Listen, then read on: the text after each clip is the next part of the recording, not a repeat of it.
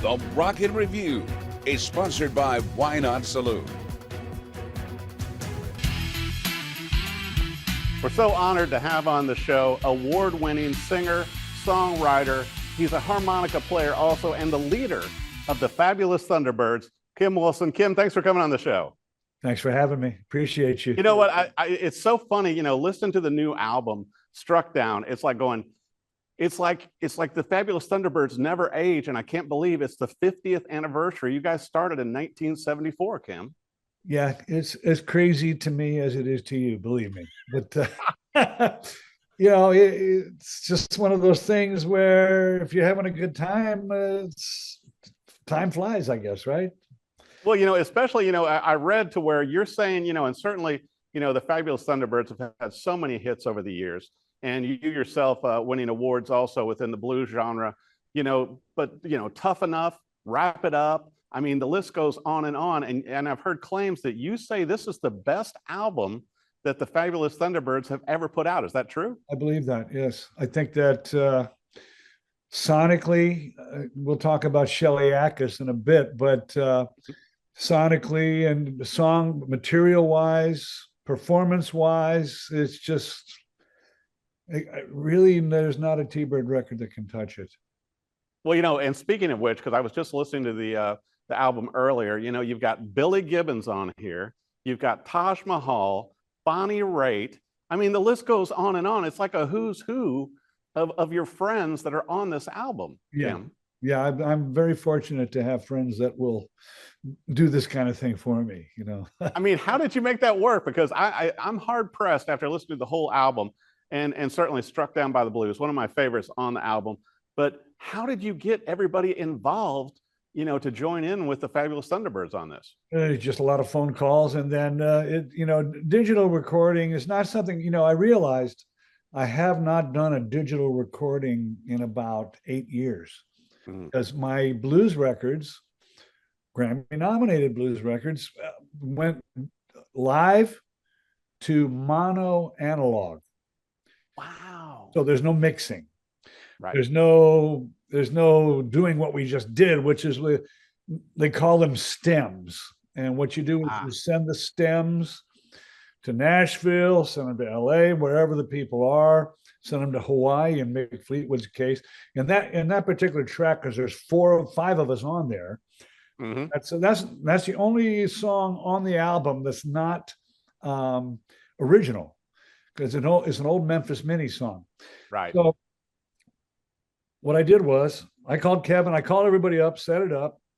Mick, Glenn called Mick, and what you do is what happened was I had Kevin started out with the guitar. He already had Taj in the studio with him, so that was great. And so they did their part. Then they sent it to Bonnie. I don't know where she was. She might have been in Nashville. She might have been in Northern California. I don't know where she was. So she put her part on. Then we sent it to Mick in Hawaii. He put the drums on. Yeah, Mick Fleetwood, for clarity. Fleetwood, yes. And then we got back. I just went up the street because I got a buddy, Martin Holland, who's my neighbor, who used to play with the Mothers of Invention. Wow. So I overdubbed my part over there, and there you have it. It's amazing because it sounds so tight, you know, and your voice and the harmonica playing and everything. I mean, it certainly has, you know, the threads of the Fabulous Thunderbirds, but it also sounds modern and new. I mean, it seems like you're kind of on fire on this album, Kim. Well, you know, once we got rolling, and the people in New Jersey, we recorded this in New Jersey, and God, for the life of me, I cannot remember the name of that studio. I'm so sorry, but you can find it on the CD cover. But you know, they really recorded it well. They were really nice people.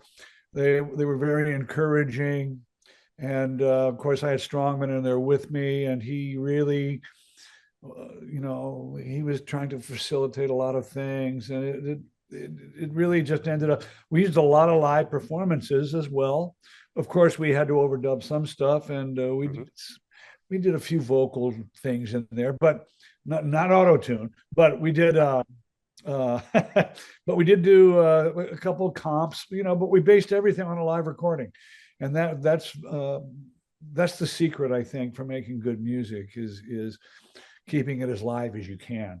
And also, I got to say this too. I mean, Kim, the Fabulous Thunderbirds, that's what you're known for. Yeah. You guys are known for your live show, and anytime you see, you and your band live, it's going to be exciting. You're going to hear hits, but also, it's a big show.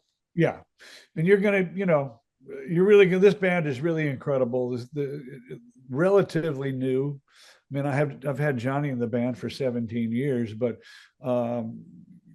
Bob has been in there for 5, maybe. Everybody else has been there about 5 years, and they're incredible.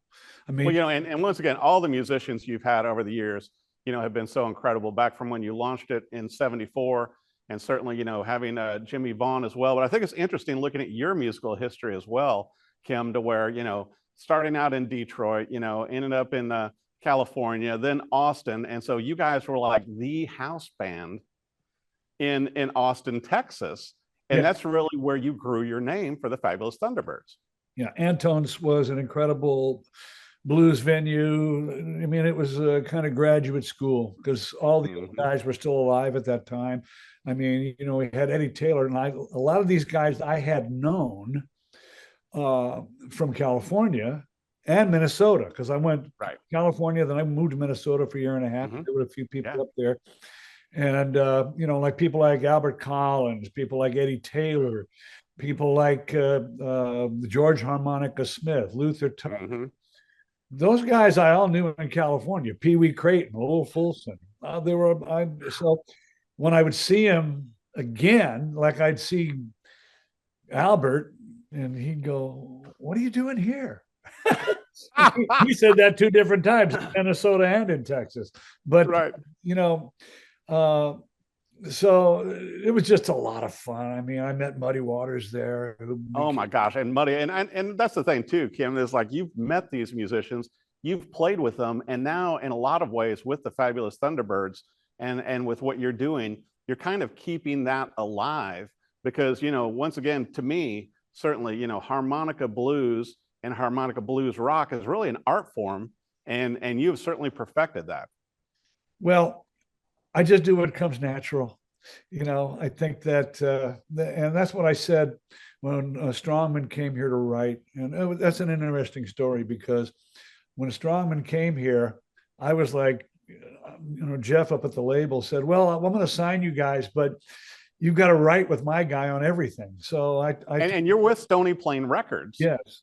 And certainly Steve Strongman, huge Canadian blues guy who's been on the show before. Yes. You guys ended up working together. And so you were like with open arms going, "Come on, Steve, let's write some songs," right? No.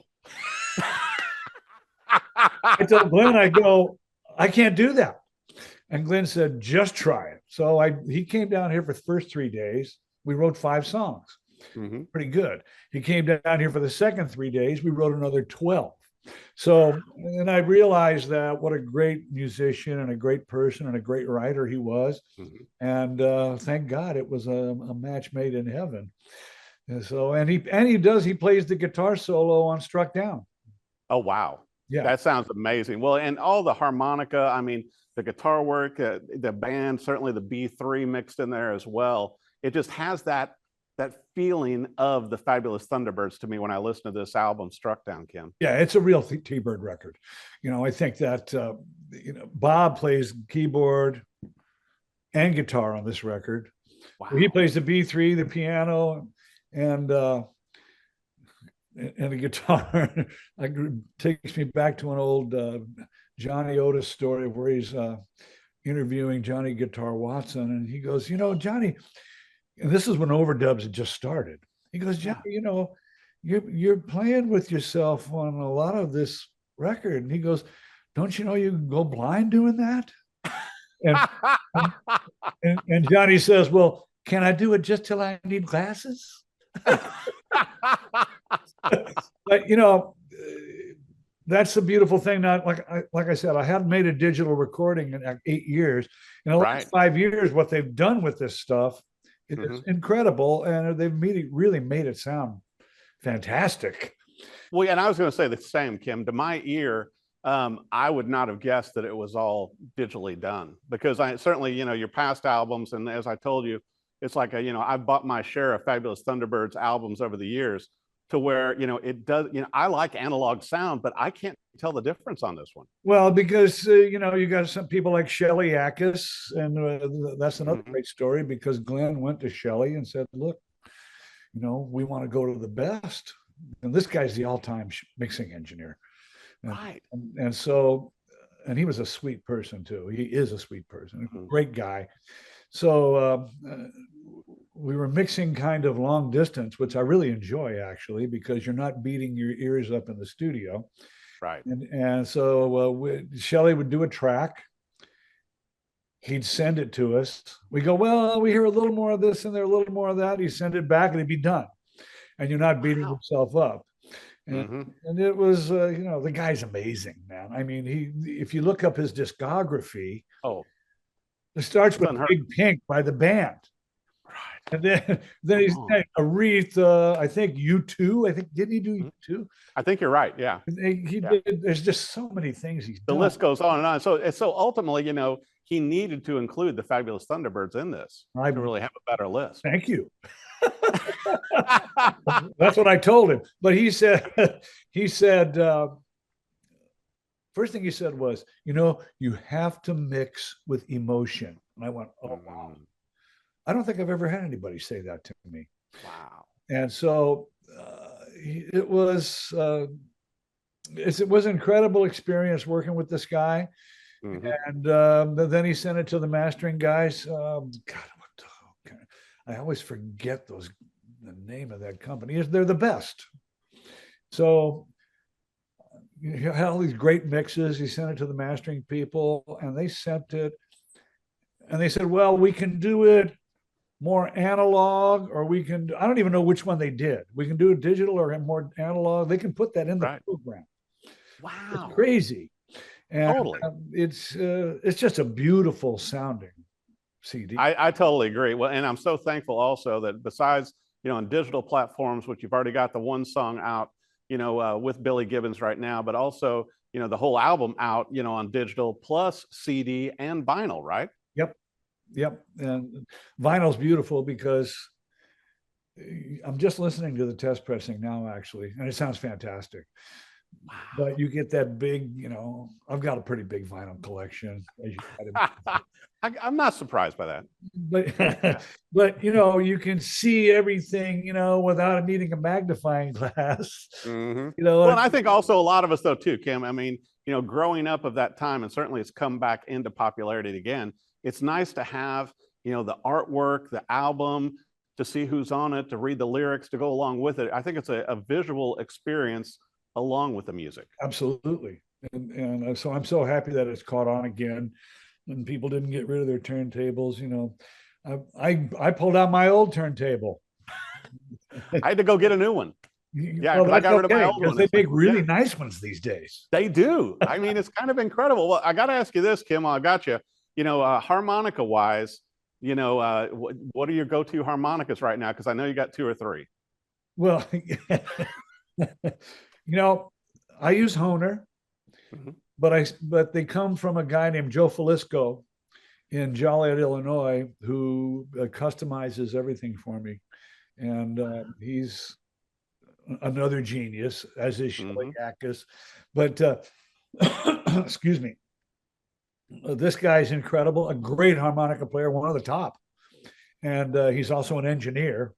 So I tried to duplicate what he does. It's impossible for me to do. You know? Well, it seems like Hohner needs to do a Kim Wilson signature model. Well, they did. I'm sorry, excuse me, but no, go ahead. I mean, it seems like it's just, you know, especially now with the new album out and everything else, it seems, you know, 50th anniversary, you know, like with, you know, a harmonica, 50th anniversary, Kim Wilson. They did have my face on a box for a little while. Now it's gone. So I should go back to them. You're right. Thank you for that suggestion. I'm going to call. I'm just saying. I mean, what a great time in your career, especially with this album. And the tasty harmonica licks. It's like I'm one of those people, Kim. I own harmonicas, and unfortunately, after listening to people like you and Bobby Rush and Junior Wells, it's like I just make bad sounds on harmonicas. I don't know how you guys do it. Well, you just got to enjoy it. Luckily, you don't do it professionally, so you can do it for yourself. Enjoy it. It's a very natural thing, another very organic thing. Here's how I learned how to improvise on a harmonica. Well, for one thing, I grabbed all the Muddy Waters and Little Walter records I could get. Mm-hmm. But then I went walking down the street one day. I was living in Santa Barbara. I was walking downtown Santa Barbara. I'll never forget it. I was down by Haley Street. I'm going to go get a taco. And I was whistling and humming. And I'm going like, wow, that's pretty good. Maybe I can do this on the harmonica. So what I did was I bought a boom box. I went home. I sang, hummed, scat sang into the boom box. Then I copied that on the harmonica. Ah, how interesting. Yeah. And so I instantly became my own guy right then. You reverse engineered it. I don't even want to go into that. Really, because you think about, most guitar players, you try and, take licks from Coltrane and from Miles and from all these other great horn players. But, you sang the notes and then go back and you're playing against yourself. So, yeah, I don't know how I figured that out, but I was pretty young when that happened. And so, my influences are very apparent. Little Walter, George Harmonica Smith, James Cotton. Those are my three main guys. Mm-hmm. But then you got Junior Parker, you got Slim Harpo, you got Lazy Lester, and Big Walter Horton, who I knew. Wow. So, and Cotton was like my big brother, Oh my goodness. And to be able to, be around those, artists and to know them and to learn from them and glean, their musical secrets. Just like you were talking about, with Albert, it's like going, what an incredible artist. And you're hanging out and rubbing shoulders with these guys and go, hey, it's good to see you again, Kim. Yeah. Yeah. And I would see him everywhere. I'd go to Chicago. Eddie Taylor was one of those guys that you'd start a conversation with him in Chicago, and 6 months later, down in Austin, he'd pick that conversation back where it left off. Oh, and by the way, yeah, and complete the conversation. Oh my gosh, Kim. Well, I know there's going to be some awesome merch also, and you guys tour so hard. Usually, 300 dates a year. But especially with this new album out, Struck Down, that's just amazing. What website should viewers go to for everything Fabulous Thunderbirds? FabulousThunderbirds.com. And that's also all the social media and everything, and harmonica tricks too, right? Well, I don't know how much harmonica tricks you got to learn off the record. But, it's, you can get all the merch there. I think you can buy hard copies of everything there. Also, SonyPlain.com. That's where you get the hard copies of the CD and album. And it's funny. I haven't had a real release date, and I haven't had that in a long time. You do now. Yeah. And it's these people are legit. I did a lot of sessions for Sony Plain in the distant, not too distant past. And all of a sudden they came up and they were offering a real budget, and it's like a real label. Mm-hmm. Not that it wasn't before, but now it's like, the real thing. Well, and also, Kim, I think it's a testament to, your musicianship and the music and everything that the Fabulous Thunderbirds have done, because obviously Sony Plain is fully behind this album and all of the music that you guys have created for it. Yeah. I'm very, very happy. I'm very thrilled to be on this label, and I can see big things coming in the future. I really am excited about this project and future projects, whoever with. I played harmonica on, I can't even keep track of my discography. Oh, your discography is just ridiculous. I can't even recite it all on how many different, guest appearances you have made on other people's, albums and songs over the years, which also speaks to your musicianship, playing harmonica and singing. Well, the whole thing is you need to be able to harmonize with other musicians naturally, no matter what genre you're playing in. I could be playing in a rock with a rock guy. I can be playing with a blues person. I can be playing any kind of music, and as long as you can. And the beautiful thing about it is, I can play all these different kinds of music without really changing what I am. Right. Because they want me for what I am, for one thing. Definitely. But I'm just able to blend, and it's very important. Well, it certainly speaks to your talent, Kim. It's so great having you on the show. The 50th anniversary of the Fabulous Thunderbirds. Brand new album out, Struck Down, is out now. I suggest get it on vinyl. Also go to a live show and see the Fabulous Thunderbirds live. Get it signed by Kim Wilson, the band. Kim, thanks so much for coming on the show. It's my pleasure. Great to see you again. Great to see you. Take it easy.